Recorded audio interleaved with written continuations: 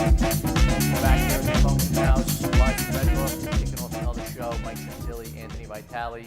We're welcoming tonight DJ Richie Santana. Thanks for having me, brother. What's up, buddy? Long Just for time the no record, see. we didn't plan. We didn't plan this. this. Not planned.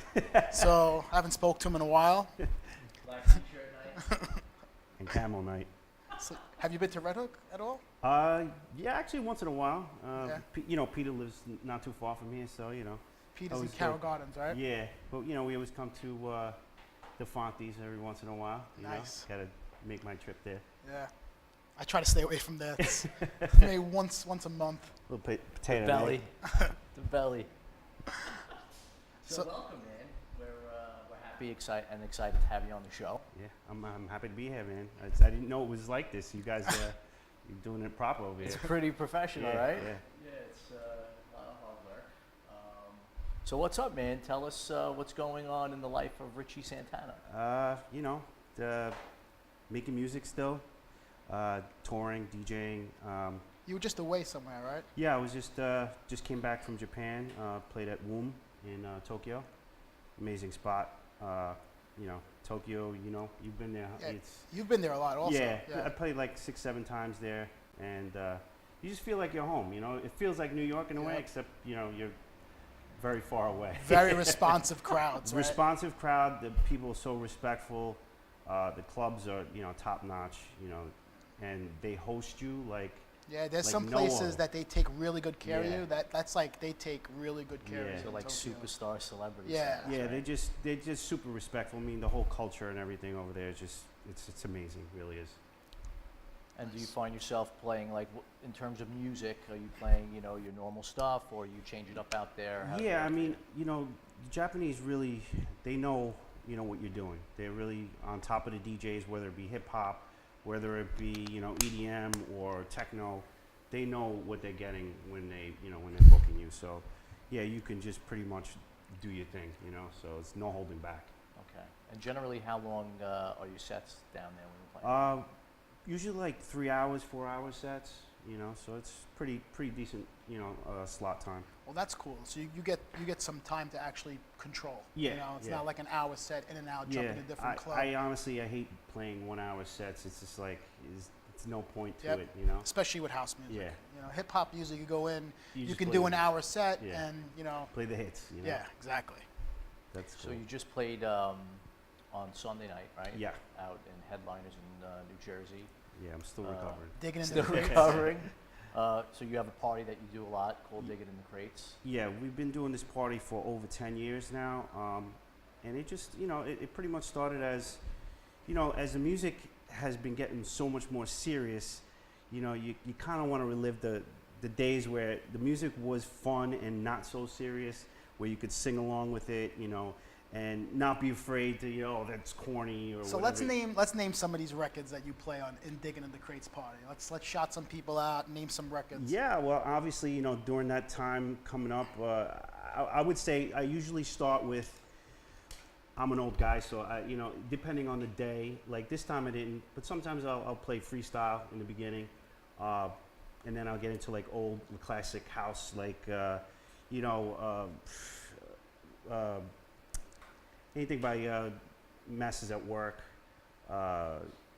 Then I'll get into like the Palladium style days where Charlie Casanova was like king at Yeah. Palladium. Yeah. And I'll play stuff like Peter Office's stuff was huge back then. Yeah. Like It's No Good. Danny Tenaglia's stuff was huge back then too, like Fired Up and all kinds of stuff like that. Plus, it was a lot of elements, tracks. Also, at the same time, that's why it was such a great time, that whole era, because not only did you have Charlie Casanova on Friday, you had Junior Vasquez on Saturday, and he was playing all the best vocal hits from like Whitney Houston, and it was just a fun time to Yeah, be. and that time was also the time you were coming out with all those bootlegs. Right. You know? That whole. So you play all those, I'm guessing, also. Yeah, I play all that stuff. I mean, some of the stuff that when I first started that really got me kind of recognized was doing like 2 or 3 bootlegs that I did. One was of Sweet Dreams. Sweet, that was huge. Yeah, it was big. That was tremendous. That was a tremendous record. And Oh my God. you know, I gave it to Hex Hector actually one night when he was filling in for Charlie Casanova, and you know, he really blew it up for me. You know, he did. And then Glenn Fisher was the one who really started playing it every weekend on Hot 97.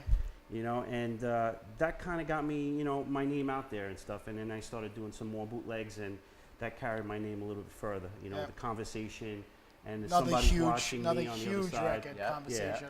Yeah. It was my introduction into the music industry. What did you use making those records? What programs were you using? Back in the day, we used Notator. It was on Atari, and you know, I had a S950 sampler, and which I still have today, and some Casio FZ1 keyboards, and like a Mackie 1604, and you know, a few drum machines, and that was it, man. It was raw, you know. That was like back in like 94, 95. Yeah, 95, right? 96. I think that was like when I released my first, you know, 2 records, and you know, it was just a lot. It was a simpler time, you know. It was a great time, right? It was, you know, you had to have money though, because everything was, you know, expensive, man. So I was doing my mobile parties and shit, and you know, that's how I would pay for my equipment, and you know, obviously it got me out there, and you know, the more I started getting paid for these tracks, the more equipment I bought and stuff like that. Yeah. You know. Yeah, well, I mean, the Sweet. I think I was actually at Palladium that night when Hex Hector played Sweet Dreams. Yeah, of course. That was. But that record, I think for us, I mean, we were all coming up around the same time, and it's just like everybody was playing that record. Was that the first record you put out? That was the first record I put out, and then I followed that up with The Conversation and Somebody's watching me. Yeah. And then you later were on I actually did more. going by Sweet. Yeah, I was going by producing Sweet their because tracks. back in the day, it's not like today, man. You could just rip anybody off, and nobody cares. You could just, you know, take a whole loop or a whole vocal sample. Nobody really comes after you like they did back then. So, you know, I came up with this alias, and you know, it's just kind of stuck, you know. And then, you know, people started like buying it like a brand, you know. It was like, Sweet, oh, I know that guy who did that bootleg. Yep. And that was pretty popular. I think everybody was kind of doing it back then, because there's a few guys that did the Sade Pearls. It was, who was it? Hani. Hani did the Sade Pearls, which is another big record back then. It just, you know, it wasn't cool to put your name on shit like that, like it is today. You know What's crazy? It wasn't cool to play your own shit. Also, no. Like other people had to play your stuff. Right. Yeah, I even to this day, I really don't play much of my own stuff. You know, I don't know. I guess maybe because you hear it so much, you don't want to play it. Because by the time you finish putting final touches on it, you're sick of the record. Sick of already. it. Sick of it. But probably your own worst critic, right? So absolutely. Yeah. everything that you make. Yeah, absolutely. You know, that's why sometimes, you know, it's good to partnership with sometimes with people and collaborate, you know.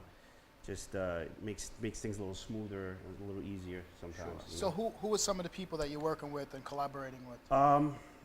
Well, in the early days, I mean, me and Peter Bailey were high school buddies, and you know, he went off to college, but I was the one pretty much who started doing the music first. And then when he came back from college, he's like, yo, man, I really want to learn. I want to get into this. And, you know, so I started helping him out.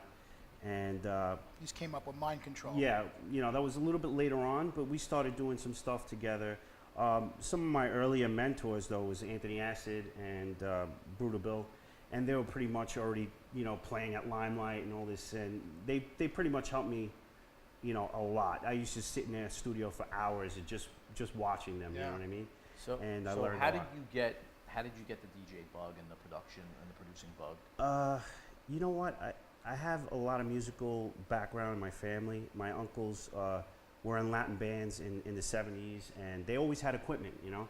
So they pretty much just, you know, I had a 1200, I had like an 1800, you know, so the equipment was readily available to me. It was just my friends around the corner, they're the ones that actually started DJing. I used to just love to dance, bro. I used to like to be in the circles, you know? And then I just kind of picked it up, you know? I really gravitated to it, and you know, it just stuck, you know, it really stuck. I started doing mobile parties and and I just started playing out, you know, and I guess it stuck to this day, you know. Yeah, of course. So it was a good time, you know. So some of the people that you are working with now and have worked with in the past making these records, you said Peter. Yeah, Peter Bailey, Boris. You know, we've been friends forever, you know, like 20-something years. Yeah, we still work together. You know, Boris has his own label, and I do stuff for his label. Under Richie Santana? Under Richie Santana. I still see Anthony. I mean, we don't really work on music that much anymore, but, you know, we're always talking about gear and always talking about music. Does he mix down your records? Not anymore. Anthony was the guru back then, you know. He was the guy to get your mixes done, you know. Yeah.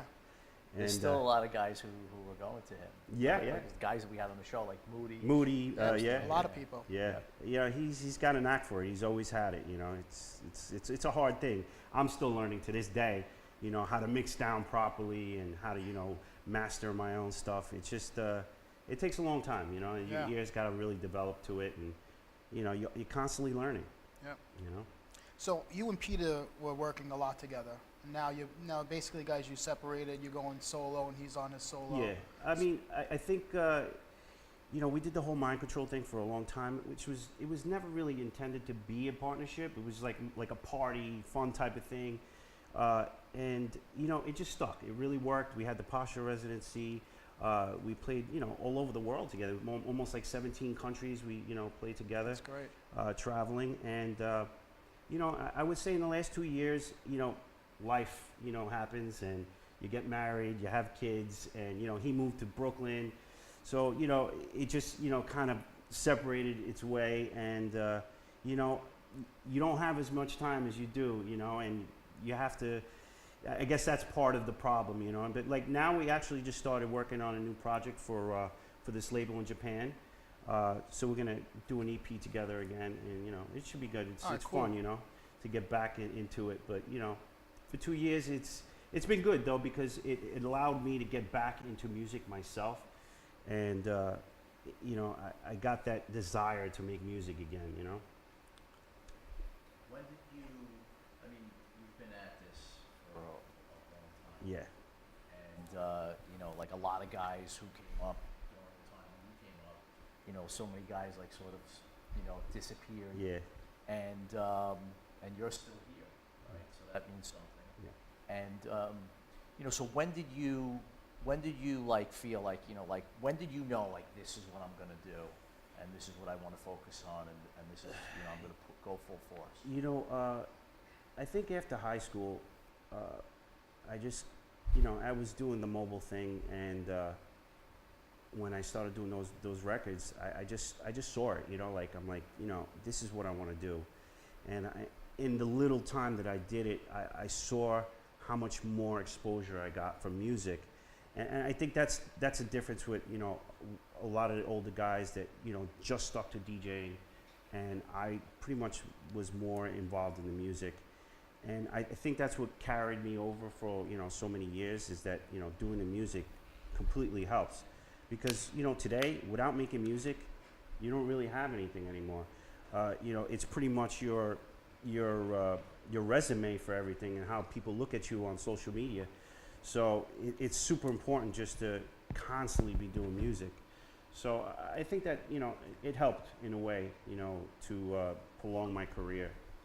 So also, like, who were some of the people that got behind you in terms of, you know, because you developed some really good residencies that where you were able to Like sort promoters and Promoters. stuff like that. I want to say, you know, I got to say, you know, rest his soul, Rob Fernandez. He, you know, he took a good liking to us, and he gave us the residency at Pasha. I want to say earlier guys, maybe like Frank Mancuso back in the day. Yeah. You know, he used to play for him all the time. You know, he was a good guy. Then Benoit, which is my, you know, still my manager today. He pretty much helped me out in New Jersey. Guys like Joey Enough and Bon Solid, you know, those guys, Hunka Bunka, and of course I can't forget, you know, Dimitri and Costa from Abyss. I mean, those guys really took it to the next level, and pretty much gave me a bigger name in the tri-state area from having my residency. I think I had a residency in New Jersey for like, I don't know, even 15 years almost, you know, like every Friday or every Saturday. And, you know, also helped down when I played at the Jersey Shore, you know, just those years were like really, really helpful to my career. Well, you did Surf Club for many Surf years, Club, I did Temptations also, Club Excess. You know, I played the, you know, what else? DJs I did for like 3-4 years. You know, it definitely helped me along, you know, the way, you know, as becoming a DJ and stuff like that, and get my name out there. So talk to us about like the differences Mhm. of playing back then to the way it is now, Oh. and like, do you miss those days of playing for those types of crowds at like Deco or out in the Shore? Yeah, I think today, like, the only way I could say it is today is a little bit different because, you know, when, like, if I'm playing a techno set, it's techno, you know what I mean? But back in the day, I used to, you know, play some, you know, house music, or even earlier than that, I used to have to play hip hop, reggae, into house music, Yep. back into hip hop, back into reggae. So, you know, I got to see the, you know, the whole night through, and you know, you kind of miss that. You know, you get the up and down. As where like now you get into some of these situations where you go into like a festival and you're just like, boom, you got to go on and just play, you know, bombs from jump. I really miss that whole opening set, you know, then getting into the night and then creating your vibe, and then, you know, bringing it back down and then bringing it back up. I don't think it really happens too much anymore. It's, you know, guys like who are masters at it with Junior Vasquez and Danny Tenaglia, those guys, you know, they had you know, the whole night, you know, and it was really amazing to see how they can just, you know, turn the whole place upside down in a second, and then, you know, bring the energy down and then bring it back up. I think that's the difference. Yeah, I do miss it. I think, like, I don't think it would work so much today because the music is a little bit different. Yep. But, you know, it would be nice to see that happen again, you know? So when you get to play at like a party like at Headliners, you get a little bit of that. Yeah, I do get a little bit of that, and that's why I love it, because like I said, I would sometimes start with like some 80s classics, or, you know, freestyle, and then old school house music and like some Palladium style, and then I'll go through the years. I think that's what makes that Digging in the Crates party different than just regular classics like, let's say, Jonathan Peters. Because, you know, when you go to Jonathan Peters' party, you're going to hear just Sound Factory classics. Or, you know, you go to another party, you're going to hear either, you know, Crowbar classics or Roxy classics. You know, I try to go through the whole spectrum, you know, and give everybody a little bit of taste. Because, you know, there's people that come to the party that are my age or a little bit younger. So, you know, some of them miss that, but you want to hit everybody, you know. How often do you do the party? We only do the party 2 times a year, and we just found that works. You know, once in the winter, once in the summer. I don't want to saturate the party. I don't want to like play out the party so much. You know, it's been going for a long time, and I think that's part of the success is that we don't kill the party. You know, we try to make it special. You know. Mm-hmm. So what do you think about today and the amount of DJs that are in the game that are playing? I mean, there's so many. Do you feel like there's like great competition? I mean, like, what do you think about that? Yeah, I today? mean, with the advent of technology, it's so easy to be a DJ today. Easy to be a good DJ too. I mean, this music is so available. It's cheap. And, I mean, people don't want to pay for it. It's so cheap. I remember spending $12, $13, $14 on a single piece of vinyl every, you know, I would spend like $200, you know, every 2-3 weeks. You know, that's a lot of money. Yeah. You know, so I think there's tons of talent out there. You know, is it oversaturated? Absolutely. But that's what happens. You know, it's part of the you know, the whole DJ culture. You know what I mean? But you still can set yourself apart, you know, by making music, you know, and standing out that way, and, you know, getting guys, you know, to support you, you know, like I've been happy and lucky to have guys like, Dubfire and Victor Calderon support me and play my music, and Boris, and countless of other, DJs, around, guys like Carlo Leo from Toronto. I'm blessed, that, they like my music, and, it helps, to stay ahead of the curve of everybody else. But yeah, there's tons of awesome producers out there and good DJs out there today. Who were some of the DJs that you follow today? One of the guys that always remains really like, I just love him, is Carl Cox. You guys, ball of energy. He always plays good. Rock with me, baby. I just went to his. I was in Amsterdam last year for ADE, and he played amazing, man. He really did. Guys like Adam Beyer, those guys are solid all the time, and they just have good energy, good music. It's no BS, just straight up good music. How about productions? Who are some of the guys that you like out there in terms of what they're producing today? Well, at the moment, I like guys like there's a lot of Italian guys, man. A lot of really, really awesome techno producers. Marco Ferrone, Marco Fa, Carlo Leo's obviously he's one of my favorite. The guys, Junkies from Toronto. There's so many to name. There's so many even like obscure guys that are out there that are making just solid music. But that's just a few. So in terms of getting your music, I mean, obviously, I'm sure a lot of people send you your music. I mean, where are you going to? Are you go places to find special music? I mean, I haven't really gotten back into like the whole digging of vinyl and stuff. I just don't really have the time for it that much anymore. But I mean, you could find some amazing stuff on Beatport. But I get a lot of promos. I'm on a lot of promo mailing list, and I get some great stuff. Plus, also doing music, you're swapping music with other DJs and other producers that you really like. So, that's how I pretty much get a lot of my music. Okay, and in terms of like your mindset going into your sets now, has it changed? Like, do you still prepare the same way? How do you work it? It depends, it depends where I'm playing. I do prepare, I always have some like, deeper stuff, because you never know if you're going to be playing a little bit earlier, and then, I have my peak time stuff. But, I spend, about a day just organizing stuff. The problem with music today is I used to get 6 records and they would last me, 7 months or a year back in the day. Now I get like 30, 40 tracks a week, and you can't remember all the names. I know, it's great. So I have, I have to make, my comments and stuff like that. But it's gotten harder in a way. That's why I like using the computer, because I could see things, and I make my own playlist, and it kind of keeps me organized. Using the little screen on the CDJ is cool, but maybe for an hour, but I never know what I'm going to play, so I kind of like the computer, so I can just search things and go back and forth. But that's my approach, lately.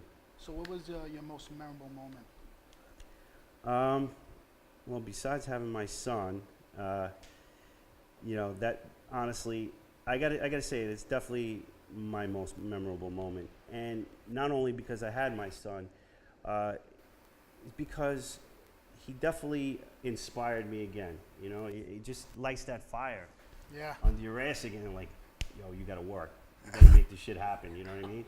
So you don't really have a choice. It does give you that drive and that motivation to say, let's do this, you know what I mean? Yeah. And like I was saying before, that's why, like when Peter moved to Brooklyn, I just had this drive, just like start doing music again, because you start traveling, you kind of forget about doing music because you're always traveling. Yeah. But it's really what got you there in the beginning. So you have to constantly keep that going. And now, like I said before, it's the name of the game. You have to be putting out tracks, constantly putting out tracks, so that people follow you and people know you. You know, Yep. it's a brand. You know, you're building a brand. So you have some new tracks coming out. Yes, I do. I have some a new EP coming out on Boris's label. I don't have the name yet, but it should be coming out in a few months. Also working on a new EP, hopefully for Dubfire's label for SciTech, and just a bunch of other labels. Hopefully, still have to do another track for this for Kaiser Disco's label in Germany. But yeah, working on a lot of stuff. So you've been in the studio heavy. A lot. Been, you know, as little time as I have, I try to, you know, get my ass in there, you know, whether it be on the laptop and then I finish in the studio, because, you know, it's all about time now. Yeah. How long does it usually take you to put a track together? Or is it like no set time? Sometimes you bang one out quick. Yeah, or- you know, sometimes I could bang out a track in a few hours, you know, and then, you know, just do the finalized, you know, touches in my studio. But like I said, I start everything pretty much on my laptop, and then I bring it into my studio, and I finish it. But sometimes, like, I'm working on a track now. It's like 3 months. I'm like, I can't finish it. You know, I got the groove there, and I know it's good. I just can't seem to get the other thing. So that's why sometimes it's good to walk away and come back and get a fresh ear, you know? Sure. So, what do you have in store for us tonight? Well, I'm gonna play a few tracks for you, you know, play some techno. You're gonna play some of your stuff, hopefully. Yeah, I'll play a few things. Okay, cool. Yeah. I'll play one of these tracks from one of my latest EP that was on Victor's label, Waveform. I'll play a track from there, and we'll see. All right, cool. We're gonna get going. All right, we're gonna take a 2-minute break. We're gonna get Richie up on the tables, and that's it. Peace.